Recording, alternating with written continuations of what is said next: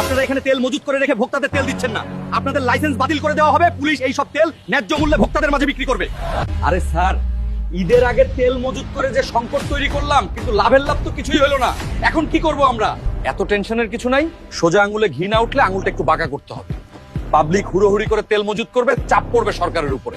সেটা কিভাবে সম্ভব? প্রথমে আমাদেরকে সাংবাদিকদের মাধ্যমে প্রচার করতে হবে সামনে তেলের তীব্র সংকট দেখা দিচ্ছে। তারপর পাবলিক তেল মজুত করার জন্য পাম্পে ভিড় জমাবে, কিন্তু আমরা 200 টাকার লিমিট দিয়ে নিজেরাই সব তেল মজুত করে রাখবো, দোষ হবে সরকারের। শোনেন সাংবাদিক ভাইয়েরা, আপনাদের প্রত্যেকের জন্য স্পেশাল গিফট আছে।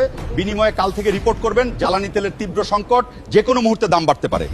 আপনি কোনো টেনশন নিয়েন না স্যার, আমাদের বিষয়টা শুধু মাথায় রাখেন, তারপর টিভিতে চোখ রাখলেই খেলাটা দেখতে পারবেন। ব্রেকিং নিউজ, দেশে তীব্র জ্বালানি সংকট দেখা দিয়েছে, যে কোনো মুহূর্তে বেড়ে যেতে পারে দাম। অনেক পাম্প ইতোমধ্যে বন্ধ হয়ে গেছে। মামা, ট্যাঙ্কিটা ফুল করে দেন। পাম্পে তেল নাই, সর্বোচ্চ 200 টাকা নিতে পারবেন, এর বেশি হবে না।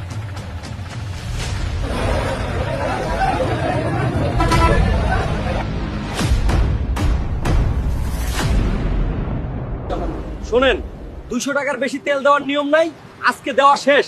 আপাতত তেল নাই, আপনাকে আগামীকাল আসতে হবে, বুঝলেন তো? এটাই এদের ফাঁদ।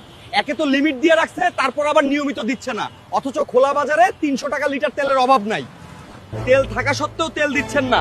ভোক্তা অধিকারে কল দিচ্ছি, তারা আসার পর মজাটা বুঝতে পারবেন। আপনারা এখানে তেল মজুত করে রেখে ভোক্তাদের তেল দিচ্ছেন না। আপনাদের লাইসেন্স বাতিল করে দেওয়া হবে, পুলিশ এই সব তেল ন্যায্য মূল্যে ভোক্তাদের মাঝে বিক্রি করবে।